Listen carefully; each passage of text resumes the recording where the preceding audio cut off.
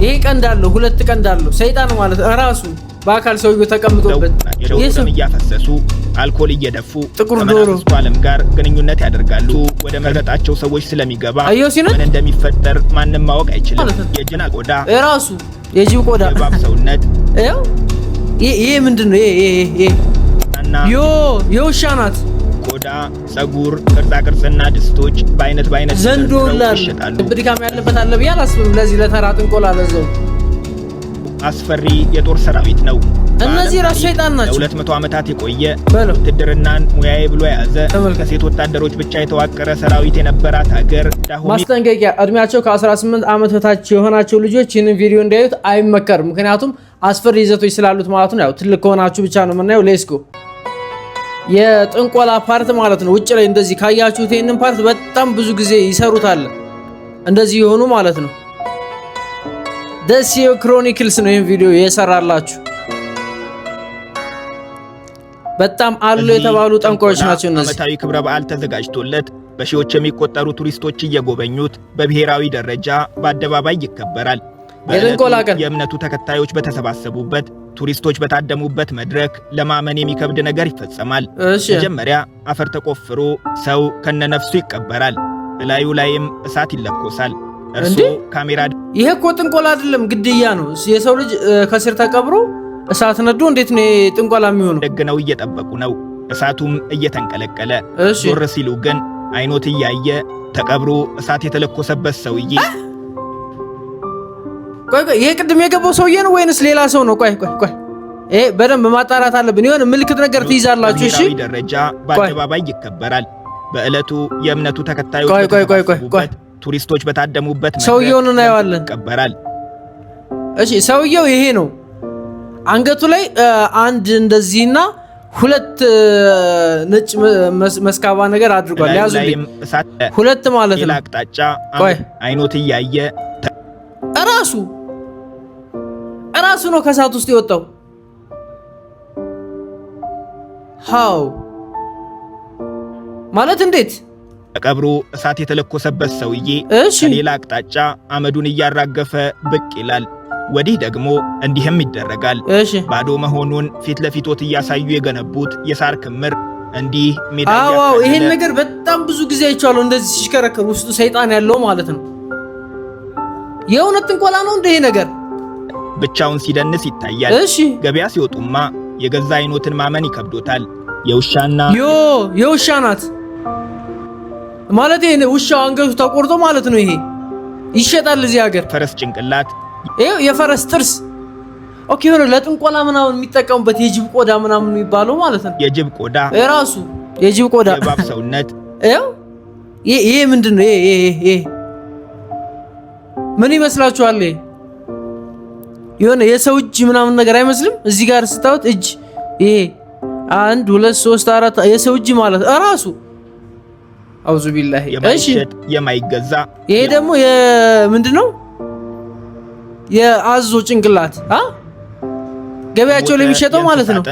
ቆዳና ጸጉር የለም። የዝንጀሮ ብቻ የዶሮ ላባ ሁላ ነገር ሁሉ ያስፈራል። እናም በማስጠንቀቂያ ጀምረናል። የሚፈሩ ከሆነ ወይም እድሜያቸው 18 ዓመት ያልሞላቸው ልጆች አብሮት ካሉ የዛሬው ቪዲዮ ይለፉት። ይሄን ቪዲዮ ማየት ማችሉ ከሆነ ስክሮል አድርጉት። እሺ አይጠቅማችሁም። ብዙዎችም እንዲሁ። ሌሎቻችሁ ግን መልካም ቆይታ። ሌትስ ጎ። እኛ እስከ መጨረሻው እናየዋለን። ልብ ድካም ያለበት አለ ብዬ አላስብም። ለዚህ ለተራ ጥንቆላ ለዘው በጣም ኢዚ ነው። እንቀጥላለን። ሰዎቹ ራሱ ምን እንደሚያክሉ በውሻ ጭንቅላት። ዝግጅታችንን የምንጀምረው ከሰሞኑን ማህበሩ የሙሉ ሰዓት ጨዋታው 1-1 ተጠናቀቀ። የግድ አንድ ቡድን ማለፍ ነበረበትና ጨዋታው ወደ ፍጹም ቅጣት ምት አመራ። ይሄኔ ነበር የናይጄሪያው አሰልጣኝ ኤሪክ ቼል የሚይዙ የሚጨብጡትን እስኪያጡ ሲንጨረጨሩ በብስጭት ለድብድብ ሲጋበዙ የታዩት። ምን አጋጥሟቸው ይሆን? ነገሩ እንዲህ ነው። በጥንቆላው ማለት ነው። ከተጀመረበት ደቂቃ አንስቶ የኮንጎ ብሔራዊ ቡድን አባላት ጥንቆላ ያደርጉ ነበር። ኤሪክ ቼልም ፍጹም ቅጣት ምቱን ትተው ውጤት ይወስናል ብለው የሰጉለትን ጥንቆላ በአንክሮ መከታተል ያዙ። የፈሩት ደረሰ። ኮንጎዎች 4-3 አሸነፉ። የአፍሪካዋ የእግር ኳስ ከባድ ሚዛን ናይጄሪያ ለታላቁ የዓለም እግር ኳስ ድግስ ሳታልፍ ቀረች። የናይጄሪያው አሰልጣኝ ካሜራ ተደግኖባቸው ተጠየቁ። በጨዋታው መጠናቀቂያ ላይ በብስጭት ለድብድብ ሲጋበዙ ታይተዋል። ምክንያቱ ምንድነው ተባሉ። Coming towards the end of the game, I could see that you were a bit frustrated with maybe some of the DR Congo staff members. Could you give us an update on what happened there? Okay, በጥንቆላ የእግር ኳስ ውጤታቸውን ቀይረውባቸው ማለት ነው። የሆነ ሲመጡ ጅብ ይመስላሉ ምናምን ይባል ነበር እኮ ድሮ። እነዚህ ናቸው እንዴ? የሆነ ኳስ እየተጫወታችሁ ምናምን ነገር ከፊት ለፊታችሁ ሲመጡ ጅብ ይመስለው ምናምን ይባል ነበር። A guy of Congo did some voodoo. Every time. So this is why I was a little nervous after him. ወደ ፍጹም ቅጣት ምት ካመራን ጀምሮ አንድ የኮንጎ ብሔራዊ ቡድን አባል ፍጹም ቅጣት ምቱ ተመቶ እስኪያልቅ ቡዱ ሲያደርግ ነበር። ያ ነው ያበሳጨኝ፣ ስሜታዊ የሚያደረገኝ አሉ። ጋዜጠኛው ጠየቀ፣ ለመሆኑ ምንድነው ያዩት አላቸው። ኤሪክ ቼል መለሱ፣ እኔ እንጃ ብቻ ውሃ ይመስለኛል፣ በእጁ ይዞ እንዲህ ያደርግ ነበር አሉ፣ እጃቸውን እየወዘወዙ። ውሃ ታዲያ በገዛ እጁ ይዞ ቢወዘውዝ ምን አገባቸው? ይሄ ሲሸነፉ ምክንያት ነው ሲጀመር። ለመሸነፋቸው ምክንያት ነው የፈለጉለት እንጂ ሶዋድ። እኛም እንጠይቃለን፣ ለመሆኑ በምዕራብ አፍሪካ አብዝቶ የሚፈራው በዜጎች ማህበራዊ አርቲስቶች ኪነ ጥበብ፣ በባለሀብቶች ኢኮኖሚ፣ በሀገር መሪዎች ፖለቲካዊ ጉዞ ውስጥ ተጽዕኖ ያለው አሁን ደግሞ በዓለም መድረክ የወዳጅነት መገለጫ በሆነው የእግር ኳስ ሜዳ ስፖርታዊ ውጤት እስከ ማስቀየር ኃይል አለው ተብሎ የሚፈራለት ቡዱ ምንድነው? ይለያሉ። እነዚህ ሰይጣኖች እንደሆኑ ይለያሉ። ሰዎቹ ራሱ በጣም ነው የሚያስፈራሩት ወላሂ። እቺ ራሱ ሰው አይደለችም። አሁን እቺ እንዲህ የምትሽከረከሯ ይሄም ተቀብሮ ወጣ ከመሬት።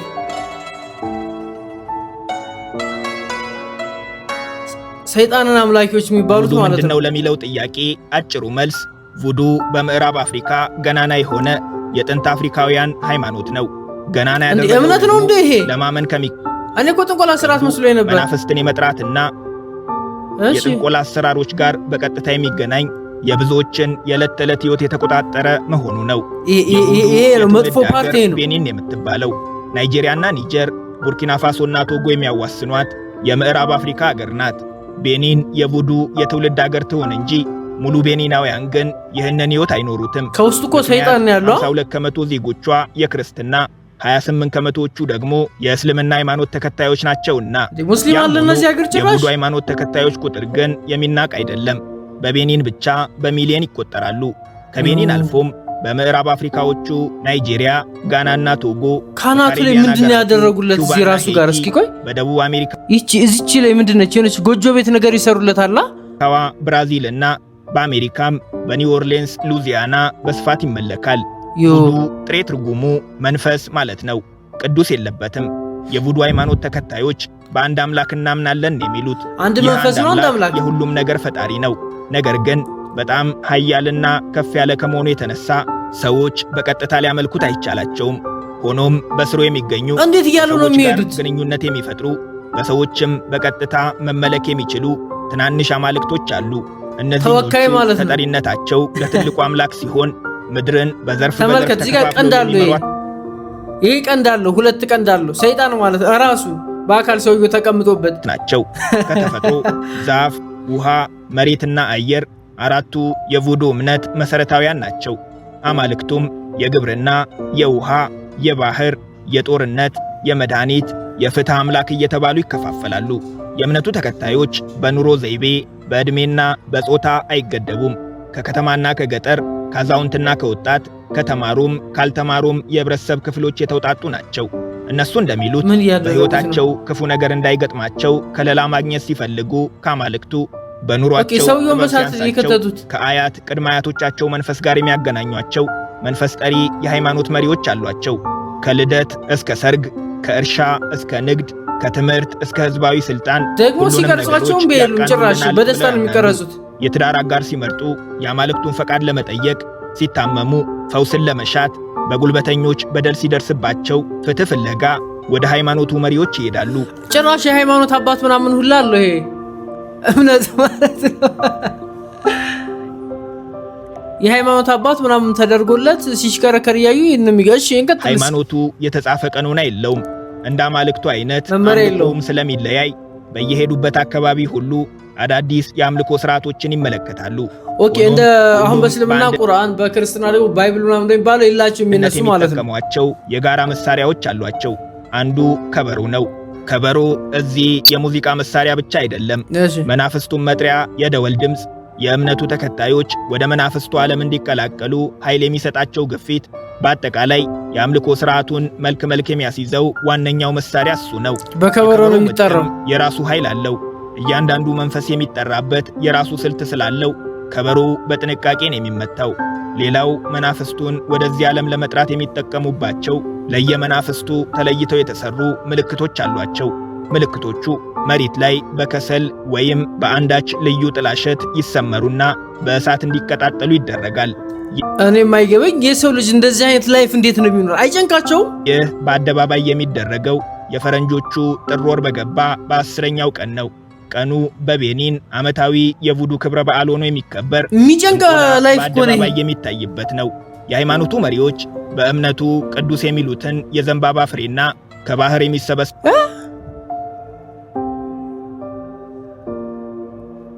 ምንድነው ይሄ?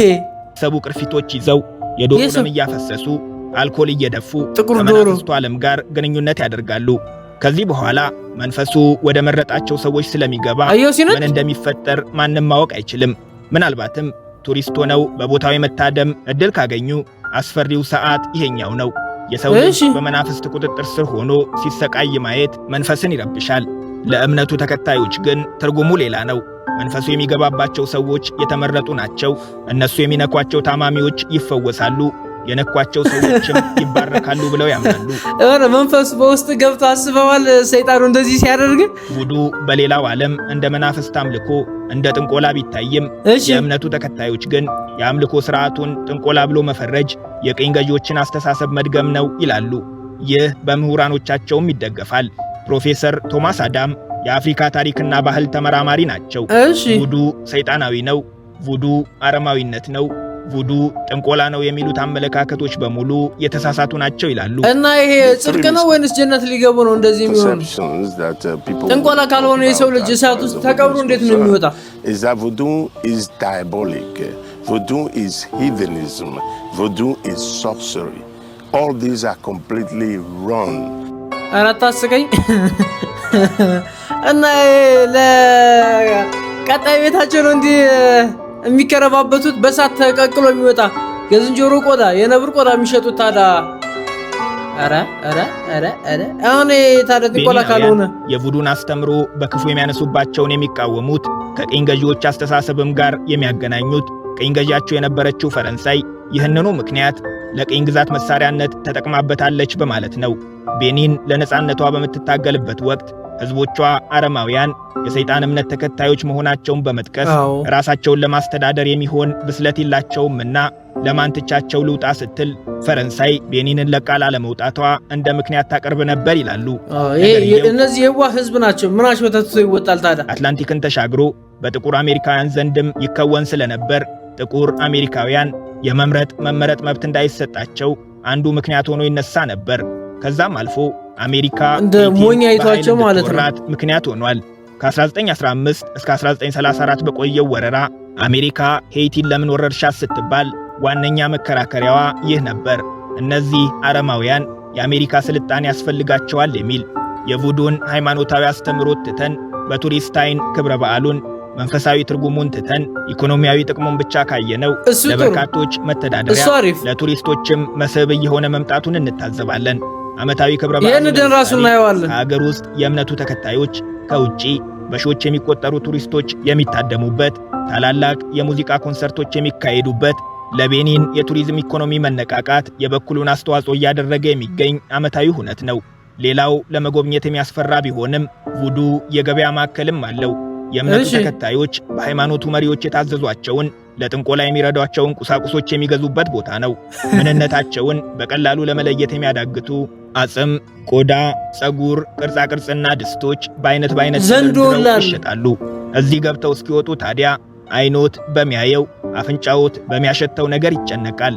እዚህ ገበያ ገብቶ መሸመት ባይከለከልም ካሜራ ይዞ ገብቶ ፎቶና ቪዲዮ ይዞ መውጣት ግን በቀላሉ የሚቻል አይደለም። ከቁሶቹ እኩል ፎቶና ቪዲዮዎችም ይሸጣሉ። ወይም ወደ ገበያ ማዕከሉ ገብተው ፎቶ ለማንሳት ቪዲዮም ለመቅረጽ ለግለሰቦች ከፍተኛ መጠን ያለው ገንዘብ ይከፍላሉ። ኦኬ ከፍለህ ነው ማለት ነው የምትቀርጸው። ምክንያቱም በጣም የሚገርም ስለሆነ ዝም ብሎ በነፃ አይስቀርጹም። ወይንም ደግሞ ቀርጸው ራሳቸው ይልኩላል፣ ፋይሉን ትገዛለህ ማለት ነው።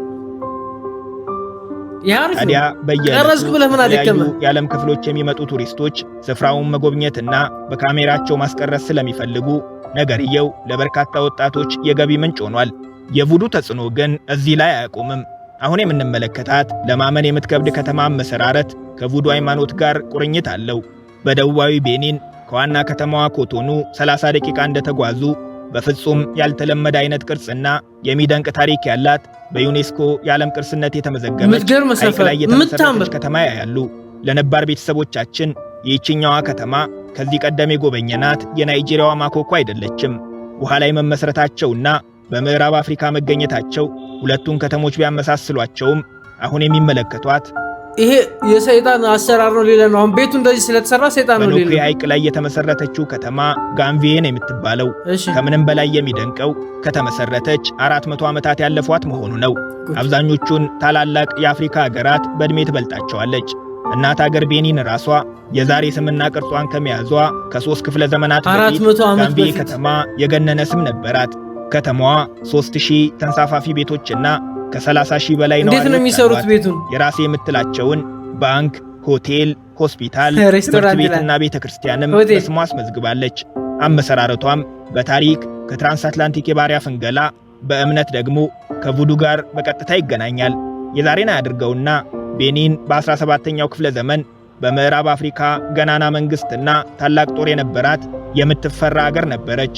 በታሪክ ክፍለ ጊዜ ዳሆሚ የሚል ስም በጆሮት በኩል ሽው ብሎ ከነበር አሜሪካኖች የምሰረው የቤኒን ምድር የቀድሞ መጠሪያ ነው።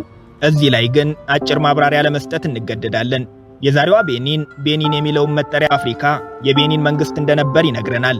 ታዲያ የዛሬዋ ቤኒን የቀድሞዋ ዳሆሚ ከሆነች የቀድሞዋ ቤኒንስ የታለች ማለቶት አይቀርም። በታሪክ የምናውቃት የቀድሞዋ ቤኒን በዛሬዋ ናይጄሪያ ውስጥ ተውጣለች። አብዛኛውን ደቡባዊ ናይጄሪያም ትሸፍናለች። የያኔዋ ዳሆሚ ደግሞ ዛሬ ቤኒን ሆናለች። ዳሆሚ በዋናነት የምትታወቀው ከሴት ወታደሮች ብቻ በተዋቀረ ዳሆሚ አማዞን በሚባለው አስፈሪ የጦር ሰራዊት ነው። እነዚህ ራስ ሰይጣን ናቸው። ለ200 ዓመታት የቆየ ውትድርናን ሙያዬ ብሎ የያዘ ከሴት ወታደሮች ብቻ የተዋቀረ ሰራዊት የነበራት ሀገር ዳሆሚ ብቻ ናት። በቅርቡም ለቀድሞ ለውጊያ ማንም አይሰማቸውም ማለት ውጊያ ላይ በጣም ፈጣን እኮ ናቸው ሴቶች። ክብር ሲባል በዋና ከተማዋ ኮቶኑ ሐውልት ቆሞላቸዋል። በምዕራቡ ዓለምም ፊልም ተሰርቶላቸዋል። የዳሆሚ መንግስት ኃይለኝነት በጥቁር ወገኖቹ ላይ አስጨክኖት ግን በስፋት የሚታወቀው በባሪያ ንግድ ነው። ከግዛታቸው ውጭ የሚገኙ ብሔረሰቦችን እያደኑ ከአትላንቲክ ማዶ ወደሚገኙት የካሪቢያን ደሴቶች ወደ ሰሜንና ደቡብ አሜሪካ እያሻገሩ ይሸጧቸው ነበር። የቶፋኑ ብሔረሰብ አባላት ደግሞ የባሪያ ፍንገላው ዋነኛ ተጠቂዎች ነበሩ። ባርነትን ለመሸሽ የቀራቸው አማራጭ አንድ ብቻ ነበር፣ ከመሬት ርቆ አሳዳጆቻቸው የማይደርሱበት ወንዝ ላይ መስፈር። የቡዱ ሃይማኖታዊ አስተምህሮ ሕይወታቸውን የታደገው ይሄኔ ነው።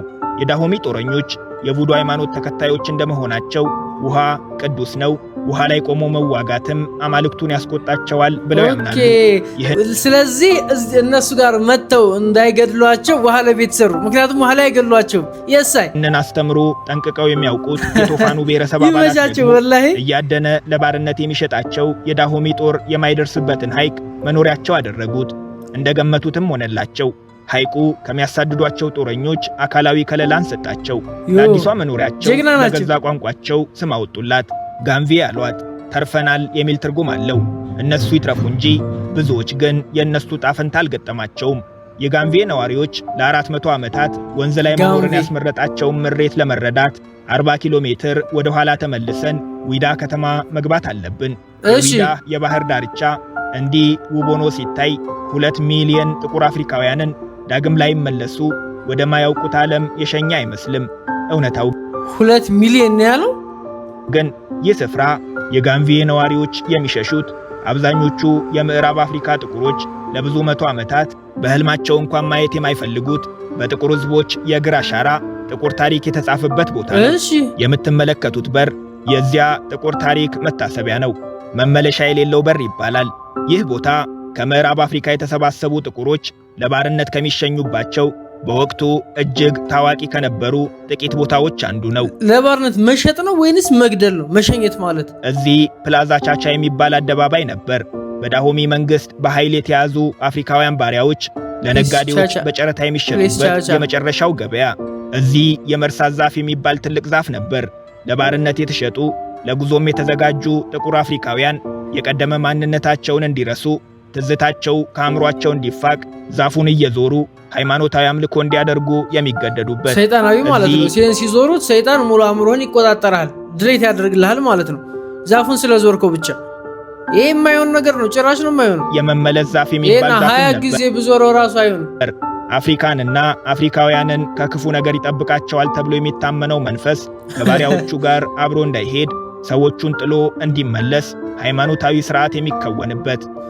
ጠባቂ አብሯቸው ያለው መንፈስ ደግሞ እዛ ሲሄዱ እንዳይጠብቃቸው ማለት ነው። ባሪያ ሆነው ሶላውት ሲሆኑ ተከትሏቸው ሄዱ እንዳይጠብቃቸው እዚህ ዛፉን ይዞራሉ። የጭራቅ ቤት የሚባል ቤትም ነበር። የሽያጭም ሃይማኖታዊም ግዴታቸውን የጨረሱ አፍሪካውያን ባሪያዎች የነጋዴ መርከብ መጥቶ እስኪወስዳቸው ታጭቀው የሚቆዩበት ቤት። መርከቦቹ ሲመጡ የሁሉም ነገር ፍጻሜ ይሆናል።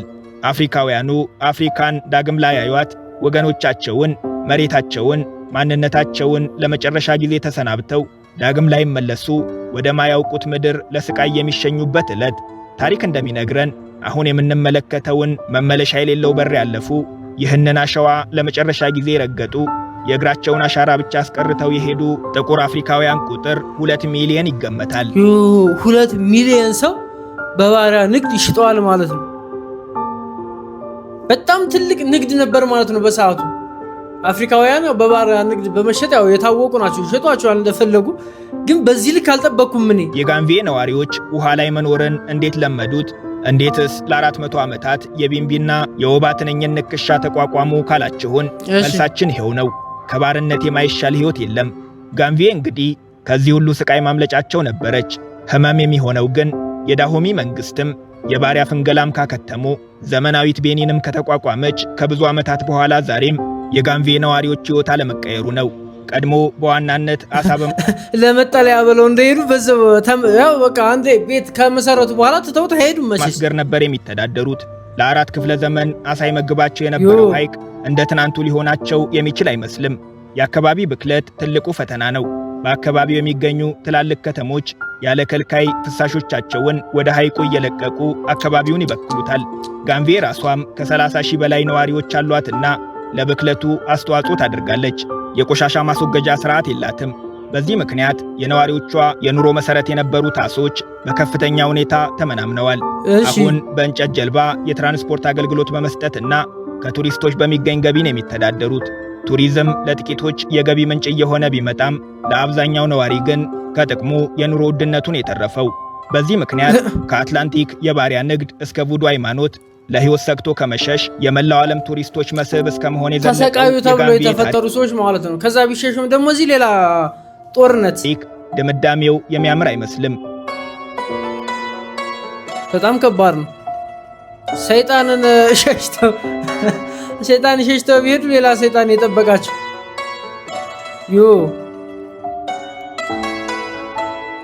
ደስዮ ይችላል። ግን ዜና ቀራሩ ወላሂ ምርጥ ነው። በዚሁ አበቃን። ሁሌም የሚያቀርባቸው ዜናዎችን ይመቹኛል። ያበደ ነው።